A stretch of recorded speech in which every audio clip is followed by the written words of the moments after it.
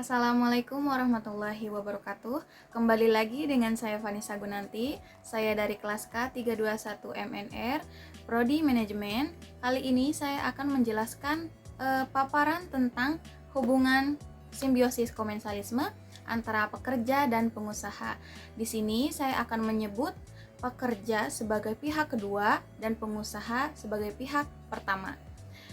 Video ini saya persembahkan sebagai bahan syarat untuk evaluasi tengah semester mata kuliah metodologi penelitian dengan dosen pengampu Pak Randi Napitupulu SHMH. Jadi ada contoh kasus seperti ini. Seorang pekerja keras bernama Alan mengalami kecelakaan kerja, yaitu terjatuh dari ketinggian pada saat bertugas membetulkan kabel listrik yang mati.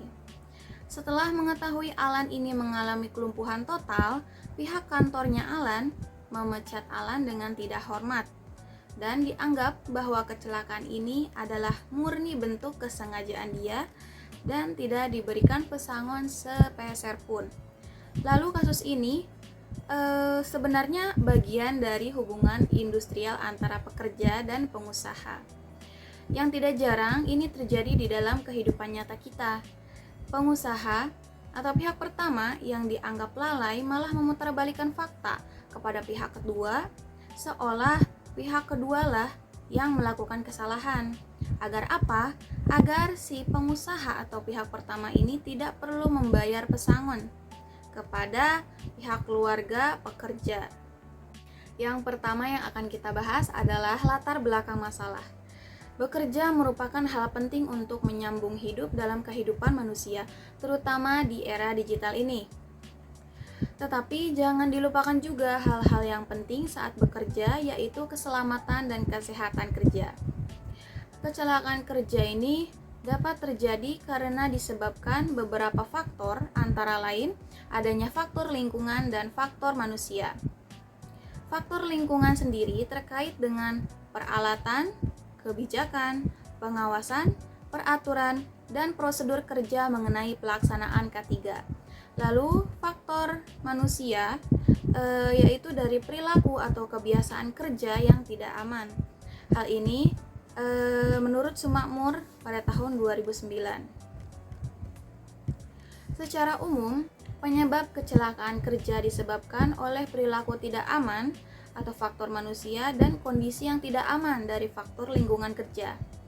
Dan menurut penelitian, ada 88% kecelakaan yang disebabkan oleh perbuatan atau tindakan yang tidak aman dari manusia, atau bisa disebut dengan unsafe action. Sedangkan sisanya disebabkan oleh hal-hal yang tidak berkaitan dengan kesalahan manusia, yaitu 10%. Disebabkan apa? Disebabkan oleh kondisi yang tidak aman, unsafe condition, dan 2%-nya itu adalah disebabkan oleh takdir Tuhan. Ada beberapa hal yang saya tangkap dari penjelasan kasus di atas. Yang pertama, yaitu terjadinya kecelakaan kerja yang pastinya semua orang tidak menginginkan hal itu, baik dari pihak pekerja maupun pihak perusahaan.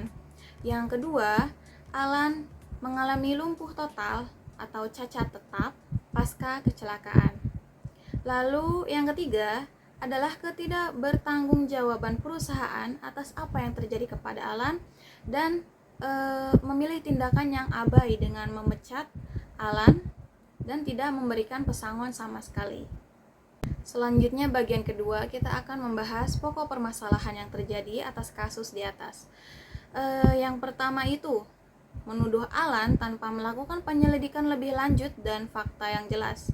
Tanpa ada alasan yang jelas, perusahaan menuduh Alan bahwa memang murni kesalahan Alan sebagai pekerja, malah menginginkan terjatuh dan mengalami lumpuh total. Kan itu sebenarnya nggak terlalu nggak terlalu masuk di akal gitu. Jadi menurut saya itu tindakan yang sangat tidak patut ditiru. Lalu yang kedua, kurangnya sosialisasi keamanan perusahaan terhadap karyawan dan lingkungan tentang alat pelindung diri atau APD dan K3, keselamatan kesehatan kerja. mungkin sosialisasi ini perlu diulang kembali. Jadi ketika merekrut karyawan baru ke dalam perusahaan, pastinya dilakukan training dan pelatihan lainnya, dan mungkin bisa kita ulang lagi untuk merefresh para karyawan dan mengingat kembali bahwa hal itu tuh emang sangat penting bagi diri kita maupun orang lain. Yang ketiga, perusahaan dianggap lalai dalam menyelesaikan kasus ini dan memecat pekerjanya.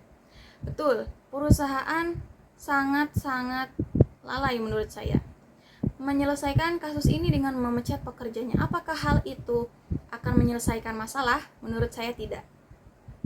Malah hal ini akan terus-menerus menjadi masalah karena belum ketemu titik terangnya. Lalu ada pekerja yang dipecat dengan tidak terhormat, tidak diberi pesangon, padahal kondisi Alan saat itu dapat membuatnya tidak bisa bekerja lagi, alias cacat tetap. Lalu perusahaan tempat Alan bekerja menurut saya termasuk untung. Karena apa? Karena tidak memberikan pesangon sama sekali kepada Alan. Maka dari itu saya menamai paparan saya kali ini simbiosis komensalisme. Karena apa? Simbiosis komensalisme itu dari pihak yang pertama untung, sedangkan pihak yang keduanya dirugikan. Padahal menurut undang-undang itu jika ada karyawan mengalami kecelakaan kerja, entah itu setelah kecelakaan itu menjadi cacat tetap ataupun penyakit, hal itu sangat tidak boleh dipecat atau di PHK. Lalu setelah saya riset beberapa artikel, tidak sedikit akibat yang ditimbulkan dari kecelakaan kerja. Yang namanya kecelakaan kerja bisa diantaranya adalah cacat tetap atau sakit yang dialami para pekerja. Cacat berdasarkan keputusan Menteri Tenaga Kerja dan Transmigrasi Republik Indonesia nomor 609 tahun 2012 tentang pedoman penyelesaian kasus kecelakaan kerja dan penyakit akibat kerja adalah keadaan hilang atau berkurangnya fungsi anggota badan secara langsung atau tidak langsung mengakibatkan hilang atau berkurangnya kemampuan untuk menjalankan pekerjaan lagi. Hal ini dibahas lagi pada pasal 1 Keputusan Presiden nomor 22 pada tahun 1992. Dijelaskan bahwa penyakit yang timbul karena hubungan kerja adalah penyakit yang disebabkan oleh pekerjaan atau lingkungan kerja. Jadi pada pasal 153 ayat 1 di Undang-Undang nomor 13 tahun 2003 tentang ketenaga kerjaan ditegaskan kembali nih bahwa pengusaha dilarang melakukan PHK terhadap pekerja dalam keadaan cacat tetap akibat kecelakaan kerja atau sakit karena hubungan kerja. Maka hal ini tuh sangat-sangat tidak boleh sebenarnya ya. Nah, selanjutnya untuk metode penulisan atau metodologi penelitian yang saya lakukan, yang saya telah analisis, saya memilih metode kualitatif. Alasannya apa? Karena dari paparan kasus yang terjadi, terdapat rincian yang menunjukkan fenomena dan analisis data yang ditampilkan dalam bentuk cerita. Dan kasus ini terjadi di lapangan, yang mana artinya bersifat induktif dengan fakta empiris bahwa penyidikan harus melakukan verifikasi langsung atau observasi langsung, seperti mengeksplor proses penemuan terjadinya kasus tersebut dengan mencatat, menganalisis, melaporkan, dan menyelesaikan penelitian. Lalu di berikutnya ada kesimpulan. Nah, di kesimpulan ini saya hanya akan melampirkan sedikit kata-kata saja. Jadi kesimpulan saya dalam kasus ini adalah memang banyak faktor yang terjadi dalam hal pekerjaan ya, entah itu kecelakaan kerja ataupun yang lainnya, di mana keselamatan dan kesehatan kerja itu sangat penting. Menurut saya K3 itu adalah nomor 1 bagi kita yang harus sangat diutamakan pada saat bekerja. Lalu perlindungan diri itu perlu dilakukan dan ditingkatkan lagi.